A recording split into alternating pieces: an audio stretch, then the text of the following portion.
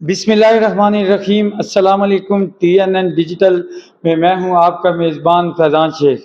ناظرین، پاکستان کے نصیب ہی کچھ ایسے ہیں کہ ہر سال جب بھی یہ کوئی پھلنے پھولنے لگتا ہے تو کوئی نہ کوئی وبا سر اٹھا لیتی ہے اور نہ بچوں کے اور آنے والے تعلیمی نظام کو متاثر کرتی ہے۔ ابھی گزشتہ کچھ دنوں سے آشوب چشم کے نام سے ایک نئی وبا نے سر اٹھایا، جس کے نتیجے میں کل پنجاب حکومت نے بچوں کو 3-4 روز کی چھٹیاں بھی دے دیں اور نہیں معلوم کہ یہ آگے بڑھا بھی دیں۔ تو یہ ایک بیماری ہے۔ اس پہ کل جو صوبائی حکومت ہے اس نے ایک بیان بھی جاری کیا تھا کہ یہ کوئی خطرناک بیماری نہیں ہے، اس پہ اس کے آئی ڈراپس وغیرہ اسپتالوں میں موجود ہیں۔ لیکن آج جو اس موضوع پہ گفتگو کرنے کے لیے میرے ساتھ موجود ہیں ایم ایس سٹی اسپتال ڈاکٹر طیب صاحب، بہت بہت شکریہ سر، آپ نے قیمتی وقت دیا ہے۔ سر مجھے یہ بتائیں بھائی، یہ بیماری کے متعلق بتائیں، آشوب چشم ہے کیا، اور اس کا پہلے آپ بتائیں یہ کیا چیز ہے؟ اعوذ باللہ من الشیطان الرجیم، بسم اللہ الرحمن الرحیم۔ سر آشوب چشم جو ہے یہ وائرل کنجکٹیوائٹس ہوتا ہے، عموماً گرم اور مرطوب علاقوں میں یہ بیماری وبائی صورت کبھی کبھی اختیار کر لیتی ہے، اور ہمارے اس علاقے میں جو خطہ پٹوار ہے اس میں ہے ایک دو کا کیس ابھی تک ہماری تحصیل تلگنگ یا چکوال میں ہے، اتنے زیادہ مطلب ایپیڈیمک نہیں ہوئی ہے، چونکہ گورنمنٹ نے اس لیے یہ میئر لیا کہ ایپیڈیمک نہ ہو جائے، بہت زیادہ پھیل نہ جائے۔ ویسے یہ جو بیماری ہے یہ سیلف لیمیٹنگ ہے، خود بخود ٹھیک ہونے والی ہے، اس میں کوئی خاص ٹریٹمنٹ کی ضرورت نہیں ہوتی، چونکہ یہ وائرس ہوتا ہے، اس کا کازیٹیو آرگنزم۔ تو اس میں یہ ہے کہ آپ کو سب سے زیادہ احتیاطی تدابیر کرنی ہے۔ احتیاطی تدابیر میں سب سے اہم یہ ہے کہ کمیونٹی میں یہ پھیلتی ہے جو ہائیلی کنٹیجیس ڈیزیز ہے، اپنے صفائی رکھنی ہے، جسم کی آنکھوں کو ٹچ نہیں کرنا ہے۔ اس کے نشانات یہ ہوتے ہیں۔ مجھے پہلے بتائیں بھائی، یہ آنکھوں کے ذریعے کیسے جراثیم ٹرانسفر ہوتا ہے اور یہ آنکھوں کو کس طرح جی سر، کرتا ہے؟ اس طرح ہوتا ہے کہ جب ایک بندے کا متاثر ہوتا ہے، آنکھیں اس میں کنجکٹیوائٹس ہوتا ہے، تو اس کی جو آنکھوں اس میں ٹیئرز ہوتے ہیں، آنسو باہر نکلتے ہیں، وہ کسی ٹیشو سے ٹچ ہوتے ہیں یا ہاتھوں سے ٹچ ہوتے ہیں یا کپڑوں سے لگتے ہیں، اس کو ہم ٹچ کرتے ہیں تو یہ وائرس ہوتے ہیں، ملین ٹریلین وائرس دوسرے بندے کو یہ ٹرانسمٹ ہو جاتے ہیں۔ ٹھیک ہے، اس طرح سے ہوتا ہے۔ یہ جو وائرس ہے کیا یہ سمپلی ڈراپس کے ساتھ نہ مطلب ٹھیک ہو جاتا ہے، یا اس کے لیے کوئی اسپیشل کیئر کی بھی ضرورت ہے؟ اس میں سر اس طرح کی میڈیسن کی کوئی خاص ضرورت نہیں ہوتی، خاص کر اسٹیرائڈس کو اوائڈ کرنا چاہیے، سیلف لیمیٹنگ ہوتا ہے، خود بخود ٹھیک ہوتے ہیں۔ اگر خدا نخواستہ 8 سے 10 دن میں یہ ریکور ہو جاتے ہیں۔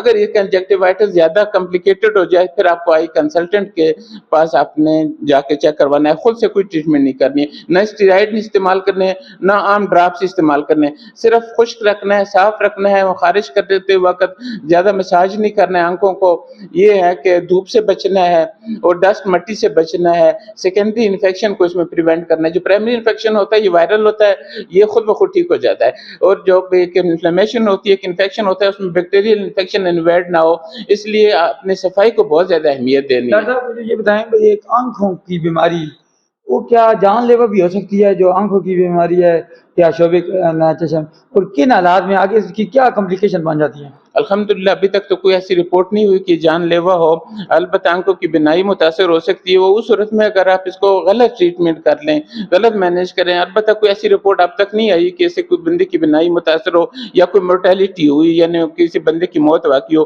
ایسی کوئی بالکل بینائن کیس ہے، کوئی اس میں بندے کو موت وغیرہ کی ایسی کوئی چیز نہیں ہے۔ سر مجھے بتائیں باقی جسم پہ کے کیا اثرات ہوتے ہیں، کوئی فیور وغیرہ، کوئی ایسی علامات جو وہ نقصان دہ ہو؟ اس طرح کی انفلیمیشن ہوتی ہے، آنکھوں میں درد ہوتا ہے، خارش ہوتی ہے، جلن ہوتی ہے، جس کی وجہ سے آپ کی روٹین کے معاملات متاثر ہوتے ہیں۔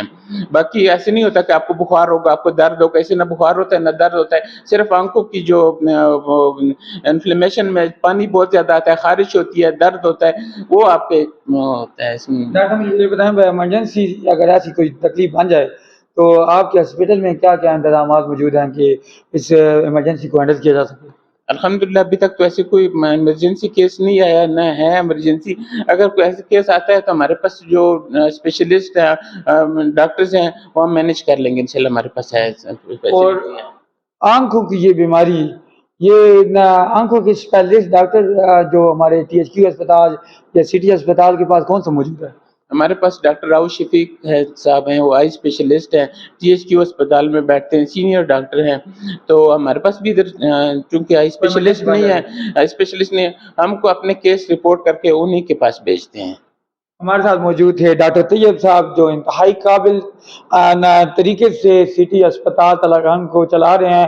وہ گزشتہ مطلب کتنے مہینے سے ہم دیکھ رہے ہیں کہ سٹی اسپتال کی پرفارمنس اچھی سے اچھی ہوتی جا رہی ہے, اور بے شک اس میں کوئی شبہ نہیں کہ یہ ایک بہترین ایڈمنسٹریٹر کی ساری حکمت عملی کا نتیجہ ہوتا ہے کہ جب کوئی بھی ہاسپٹل ہو یا کوئی بھی آپ سوسائٹی وغیرہ جب وہ ترقی کرتی ہے تو اس کا کریڈٹ بہترین ایڈمنسٹریٹر کو جاتا ہے.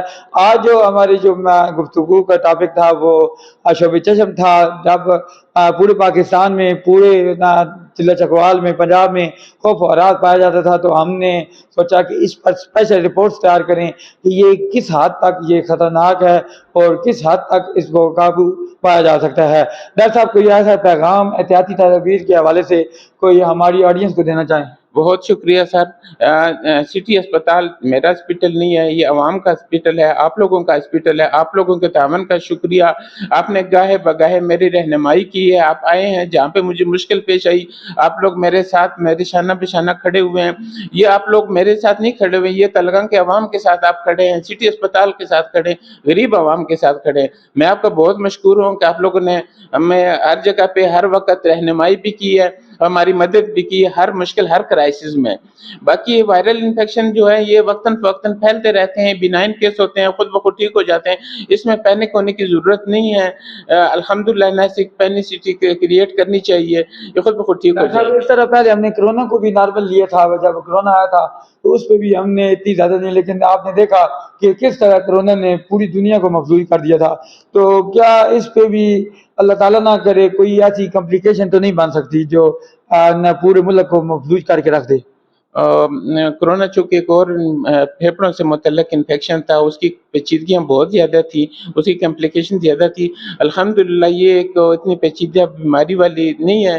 اس میں صرف ایک احتیاطی تدبیر اور کمیونٹی میں بہت زیادہ اکٹھے نہ بیٹھیں اور ایک دوسرے کی چیزیں نہ استعمال کریں, صفائی رکھیں اور دھوپ میں نہ نکلیں. اگر کسی کو ہو جاتا ہے تو وہ اپنے گھر والوں سے تھوڑی سی آئسولیشن کریں, کمیونٹی میں آئسولیٹ ہوں, اور بلو کلر کے آئیز اینک پہنیں تاکہ آپ کو ڈائریکٹ سورج کی شعاعیں متاثر نہ کر سکیں. ہمارے ساتھ موجود تھے ہمیں سٹی ہاسپٹل ڈاکٹر طیب صاحب, بہت بہت ان کا شکریہ ہے جو انہوں نے قیمتی وقت نکال کر ہماری عوام جو ہمارے TNN کی ویورز ہیں ان کو یہ آگاہی فراہم کی. شعبہ چشم اللہ تعالیٰ سے دعا ہے کہ تمام مسلمان, تمام دنیا جو ہمارے ویورز ہیں اور جو بھی لوگ ہیں ہمیں دیکھ رہے ہیں وہ اس بیماری سے محفوظ رہیں.